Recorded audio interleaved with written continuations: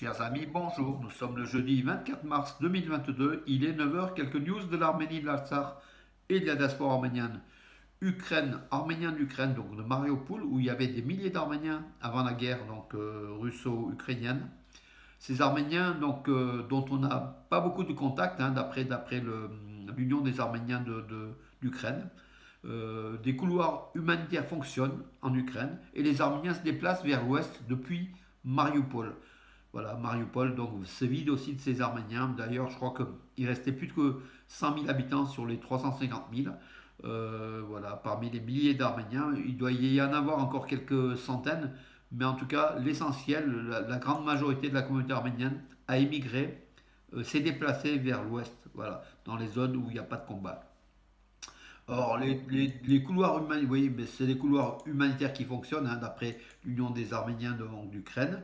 L'ambassade d'Arménie en Roumanie porte assistance aux Arméniens traversant l'Ukraine vers la Roumanie.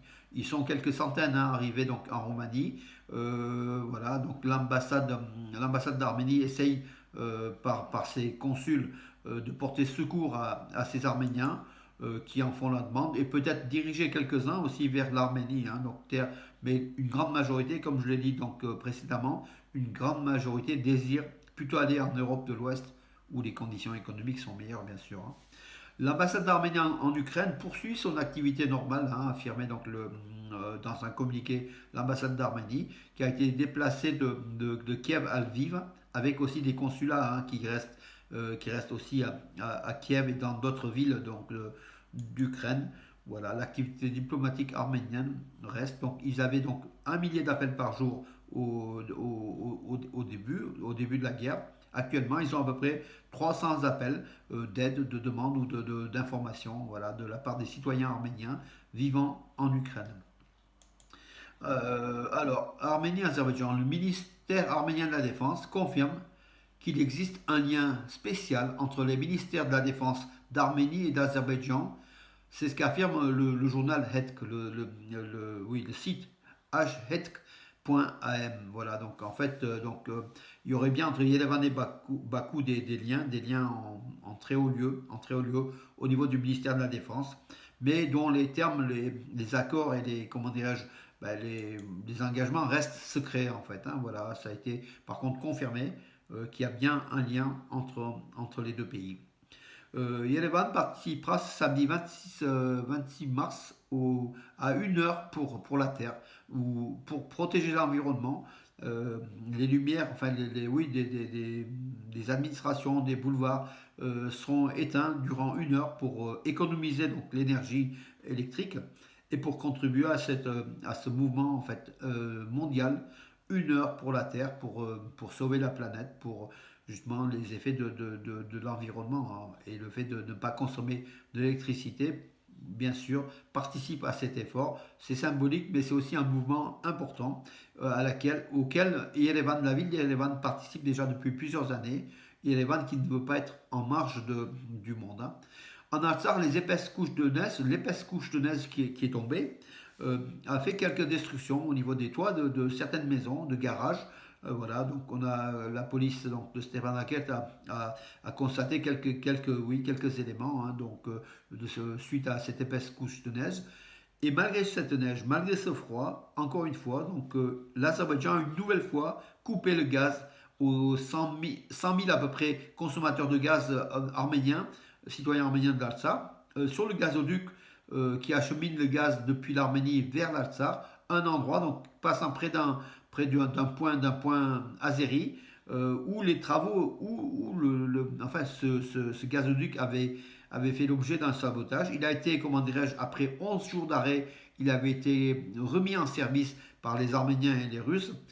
Les Azéris, a priori, ont profité de cette opération pour placer une vanne et qu'ils l'utilisent. Et ils ont utilisé pour fermer donc la vanne, le robinet, d'arrivée de gaz en Artsakh. Voilà, donc une nouvelle fois, par le froid, 100 000 citoyens arméniens de l'Artsakh sont plongés dans ce froid par ce terrorisme d'État de l'Azerbaïdjan. C'est un terrorisme d'État contre une population civile arménienne, voilà. Et bien sûr, qui transgresse, enfin, qui est un défi à toutes les lois internationales. Mais aujourd'hui, les lois internationales, vous savez, c'est écrit, mais on en parle, mais dans la réalité, c'est tout autre chose, comme l'utilisation des bombes au phosphore en Ukraine. On parle d'utilisation de bombes au phosphore en Ukraine. Pourquoi n'a-t-on pas parlé de l'utilisation des bombes au phosphore par l'Azerbaïdjan contre la population civile arménienne en Artsakh lors de la guerre de 44 jours qui a débuté le 27 septembre 2020 et qui s'est terminé le 9 par un accord le 9 novembre 2020. C'est l'utilisation de ces bombes à phosphore, donc, qui est interdite bien sûr, qui est interdite, de même aussi que les bombes à fragmentation, à sous-munitions. Ce sont des conventions, c'est écrit, mais les États ne les appliquent pas. Voilà, l'Azerbaïdjan l'a appliqué, l'Azerbaïdjan n'a pas été condamné jusqu'à présent pour cela, alors qu'en Ukraine, on en parle, c'est médiatisé, donc on en parle toutes les secondes de ces bombes à phosphore. On n'en a pas parlé pour l'Artsakh. Alors, deux poids, deux mesures, deux populations. Les Arméniens comptent pour du beurre et les Ukrainiens ou les Russes comptent pour l'humanité. Donc, en fait, ils sont à la une de l'actualité. Et ça, c'est un peu, comment dirais-je, c'est injuste. On vit ça comme une façon injuste de privilégier un peuple par rapport à un autre. Voilà, les bombes au phosphore qui ont tué des dizaines et même des centaines de soldats arméniens et même de civils et qui ont des conséquences pour ceux qui sont blessés aux bombes au phosphore, qui ont des conséquences terribles, terribles après au niveau de la cicatrisation, où la chair se décompose, en fait, tout simplement, hein, ça va jusqu'à l'os.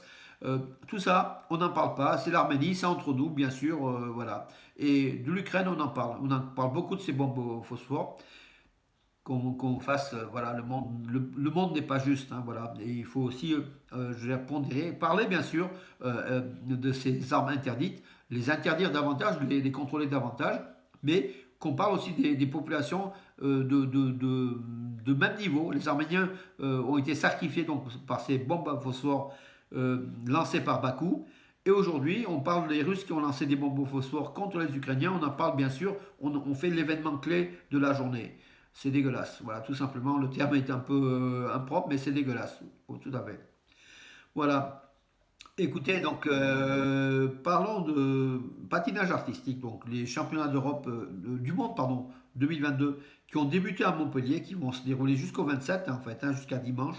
Le couple Tina Garabedian, Simon Prou Sénécal, qui représente l'Arménie en patinage artistique, donc danse, vont demain, donc demain 25 février, pardon, 25 mars, je suis un petit peu en retard, vont participer, vont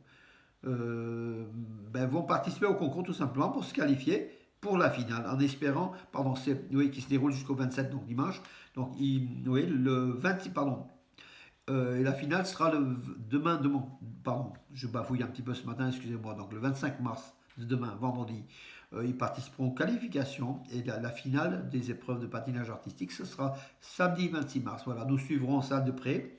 Je pense que la télévision française, France Télévisions, va diffuser en direct tout ce championnat hein, du monde 2022 de patinage artistique qui se déroule en France, à Montpellier.